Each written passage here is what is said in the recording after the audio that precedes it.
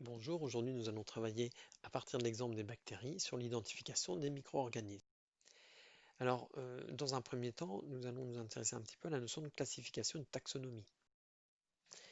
Alors, la taxonomie, c'est la science qui permet de classer les organismes. Donc, prenons l'exemple des bactéries, donc elles font partie du règne des prokaryotes, et puis on va prendre l'exemple d'une bactérie qui va nous intéresser, c'est Escherichia coli. Escherichia coli fait partie d'une famille qu'on appelle les Enterobacteriaceae, et dans cette famille, il y a plusieurs genres, dont le genre Escherichia. Au niveau du nom de genre, on met toujours une majuscule. Dans Escherichia, dans le genre Escherichia, il y a plusieurs espèces, dont coli. Donc coli, c'est le nom de l'espèce, et on met toujours une minuscule. Donc Escherichia, c'est le nom de genre, coli, le nom de l'espèce. Alors quelles sont les caractéristiques des bactéries? Alors on en a déjà parlé puisqu'on avait fait ce tableau précédemment en comparant les bactéries aux virus. Je vous rappelle que les bactéries elles sont très petites, elles font de 1 à 3 microns. Je vous rappelle aussi qu'elles se divisent par scissiparité. Je vous rappelle qu'elles ont une paroi, une membrane, un cytoplasme et de l'ADN.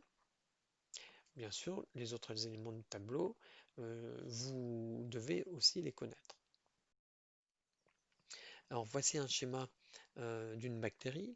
Donc toutes les bactéries ont un cytoplasme, toutes les bactéries utilisent les ribosomes pour lire les ARN, et puis toutes les bactéries ont un chromosome fait d'ADN. Et puis toutes les bactéries ont aussi en jaune une membrane plasmique et puis en gris une paroi. On va voir tout à l'heure qu'en fait il y a des parois qui ont des structures différentes. Voilà pour les éléments communs à toutes les bactéries. Maintenant, des éléments facultatifs que l'on peut trouver dans certaines espèces de bactéries. Donc certains ont des plasmides. C'est un élément d'ADN qui contient des gènes et qui, dans certains cas, peut tout à fait être transmis à d'autres bactéries. Ici, je peux dessiner une autre bactérie et grâce à des pili sexuels, eh bien, on va avoir un pont qui va se faire entre les deux bactéries. Cette bactérie-ci va dupliquer son plasmide et puis va le transférer au niveau de cette bactérie-là. Donc on aura donc eu ici une reproduction qu'on appelle une reproduction sexuée. Alors pourquoi reproduction sexuée? Eh bien reproduction sexuée parce qu'en fait on a eu le transfert de gènes d'une bactérie 1 à une bactérie 2. C'est cette reproduction qui est à l'origine de la problématique de la transmission de la résistance aux antibiotiques de certains micro-organismes. Et ça, c'est vraiment un énorme problème de santé publique. Autre élément facultatif que l'on peut avoir, c'est la capsule ici en orangé, donc c'est intéressant de la prendre en considération, notamment pour certaines problématiques de, de pathologie. Donc bilan, un chromosome, un cytoplasme, une membrane, une paroi, ça c'est chez tout le monde. Et puis plasmide, pili sexuel, capsule, et j'allais oublier aussi en élément facultatif les flagelles pour les bactéries qui seront amenées à se déplacer. Donc quatrième élément facultatif. Alors ces bactéries peuvent avoir différentes formes. Ici vous avez des coques, comme par exemple les staphylocoques, les streptocoques. Ici des bacilles en forme de bâtonnet, alors que les coques étaient en forme de sphère. Donc un exemple de bacille, Escherichia coli. Ici vous avez des organismes qui ont la forme plutôt d'un haricot puisqu'ils sont incurvés. Donc on parle par exemple de Vibrio cholerae qui donne le choléra. Et puis ici, des micro-organismes, des bactéries qui ont une forme particulière, puisqu'en fait, ils ont une forme de spirale. C'est le cas, par exemple, de Treponema pallidum, qui est à l'origine de la syphilis. Treponema nom de genre, pallidum nom d'espèce. Alors donc, on a 4 types de formes de bactéries. Par contre, on a 2 grands types de parois. Et en fonction de la paroi d'une bactérie, elle va répondre à un test qu'on appelle le test de Gram, soit de manière positive, soit de manière négative. Donc ici, on a des coques donc sphériques grammes plus, ils sont violets, donc c'est des grammes plus, ils auront répondu de manière positive au test de grammes. Et ici, ils vont avoir une couleur rose, donc ce sera, et puis sous la forme de bâtonnet, donc on va parler de bacilles grammes moins. Alors, quelle est la différence? Les grammes positifs vont avoir en jaune une membrane et puis une paroi assez épaisse de peptidoglycane. Cette paroi laissera rentrer difficilement l'alcool.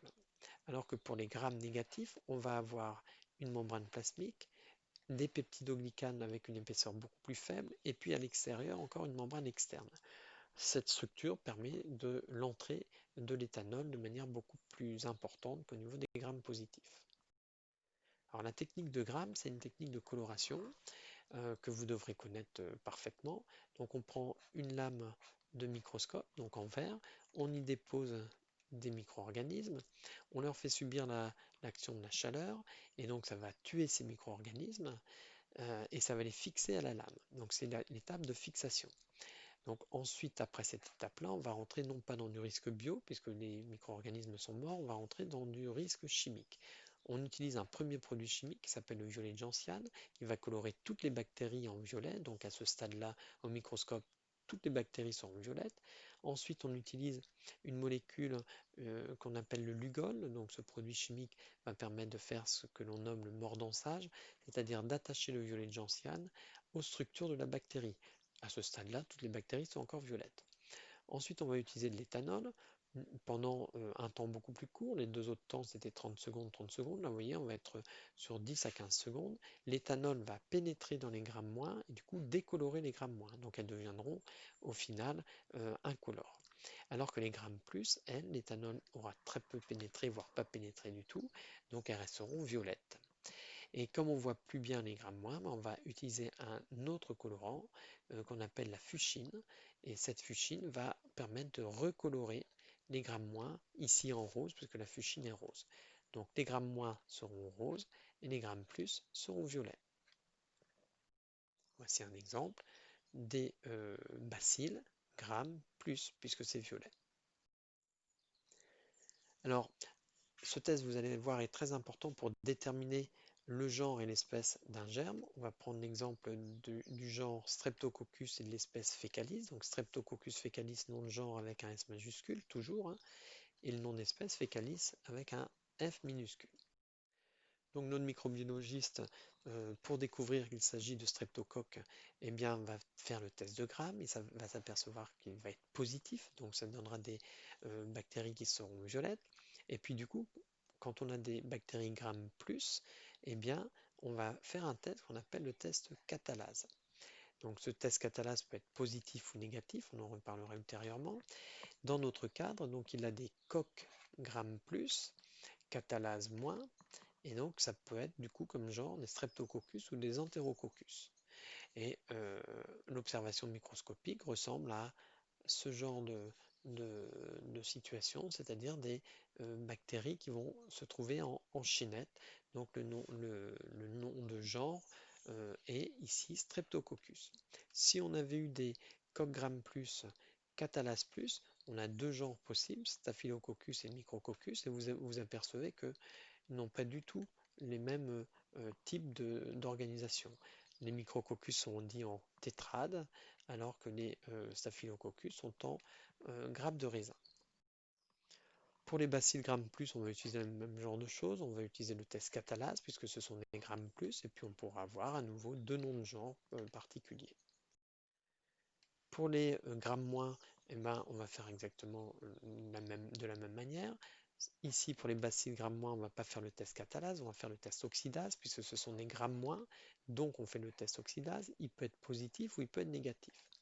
Regardez, dans le cas du genre qu'on a vu tout à l'heure, Escherichia, on s'aperçoit que ce sont des bacilles grammes moins, oxydase moins, et on s'aperçoit qu'il y a plein d'autres genres qui ont ces mêmes particularités. Et donc pour les distinguer des salmonelles, par exemple, eh bien, on va faire d'autres tests, des tests biochimiques, qui vont permettre de révéler leur métabolisme et de confirmer qu'il s'agit d'Escherichia en termes de genre. On a exactement le même genre de choses avec les coccigrammes négatifs, où on va faire le test oxydase, puisque ce sont des grammes moins. Tous ces tests se font en laboratoire. Donc ici, vous avez le logo du risque biologique. Et on n'oubliera pas que chaque laboratoire va être défini par un niveau de sécurité en fonction des germes qu'il va pouvoir utiliser. Si on a des germes qui ne posent pas de problème, comme des germes de yaourt par exemple, on pourra avoir des laboratoires de niveau 1. Si on utilise par contre le virus Ebola, on ira jusqu'à des laboratoires de niveau 4, le niveau le plus élevé. Donc voilà notre microbiologiste qui va travailler au niveau de sa paillasse. Il va d'abord devoir organiser sa paillasse. Donc il va travailler avec un bec benzène de manière à travailler dans une zone stérile qui permettra d'éviter les contaminations de la manipulation par des germes qui viendraient de l'environnement et de la même manière éviter la contamination de l'environnement.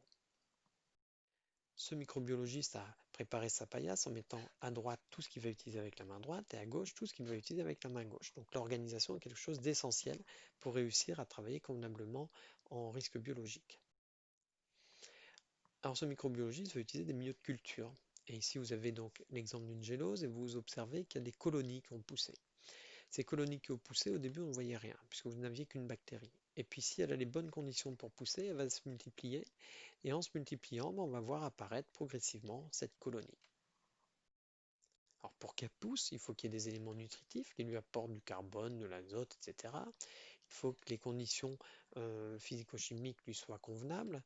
Et puis si on a mis un inhibiteur dans mon milieu pour faire un milieu sélectif, eh bien si j'ai un germe ici qui a poussé, ça veut dire que concrètement il n'est pas sensible à l'inhibiteur. On peut avoir par exemple des inhibiteurs qui vont empêcher les grammes moins de pousser. Et puis on a des indicateurs colorés qui peuvent nous aider, puisque regardez ici autour de cette colonie, c'est devenu jaune. Alors c'est devenu jaune parce que cet organisme a utilisé des éléments nutritifs, les a transformés en acide et a modifié le pH. Et du coup, grâce à l'indicateur coloré, on observe qu'effectivement il y a eu cette libération de cet acide. Ça permet d'aller justement vers la compréhension de qui est cet organisme. Vous regarderez comment est-ce qu'on fait pour isoler un germe, puisqu'en fait il s'agit d'avoir des colonies qui sont isolées, donc éloignées les unes des autres, et certainement pas des colonies qui sont concomitantes, puisqu'au final on n'aurait pas quelque chose de pur. Alors, l'un des tests qu'on utilise, on a dit lorsque ce sont des grammes moins, on va faire le test oxydase. Donc c'est un petit tampon au niveau duquel en fait on a un réactif et on va regarder en déposant des germes sur ce tampon, on va regarder la couleur que ça va prendre. Si c'est incolore, ça veut dire que le germe n'a pas une oxydase recherchée, donc le test est négatif. Si par contre ça devient rose-violet, eh bien ça veut dire que le germe possède l'oxydase recherchée. Alors, pas de mystère, en fait vous connaissez déjà ça, puisqu'en fait les oxydases plus ont une chaîne respiratoire qui est différente des oxydases moins. On en avait parlé dans un support précédent. Le deuxième test qu'on utilise, ici uniquement lorsque les bactéries sont grammes plus, c'est le test catalase. En fait, on va rechercher des bactéries qui sont capables de détruire, en fait, de dégrader de l'eau oxygénée. Donc on dépose une goutte d'eau oxygénée, on dépose ensuite avec une anse de platine les germes dans cette eau oxygénée et puis on regarde s'il y a un dégagement gazeux. S'il y a un dégagement gazeux, eh bien c'est de l'oxygène, ça prouve que la bactérie avait la catalase. Donc c'est un test catalase plus. On utilise aussi le milieu viande-foie qui nous permet de voir si nos germes sont aérobies ou anaérobies. Vous pouvez revenir sur le support précédent pour travailler là-dessus. Alors à ce stade, je connais la forme de mon germe. Je sais s'il est gramme plus ou gramme moins. Je connais les résultats au test oxydase et catalase selon ce que j'ai fait. Je connais son type de respiration, s'il est aérobie ou anaérobie grâce au test VF. Et donc je choisis une galerie. Et donc cette galerie, souvenez-vous, on en a déjà parlé, cette galerie métabolique, je fournis à mon micro-organisme un certain nombre de produits nutritifs et je vois s'il les utilise ou pas. Et grâce à cette réponse, je connais le genre et l'espèce. Donc au final, selon les caractéristiques de mon germe, il va répondre à mes tests de manière variable, donc test gramme, oxydase ou catalase, le test viande-foie. Je choisirai grâce à tout cela un type de galerie qui me permettra de bien comprendre le type trophique de mon germe et donc de connaître son genre et son espèce. Allez, à très bientôt.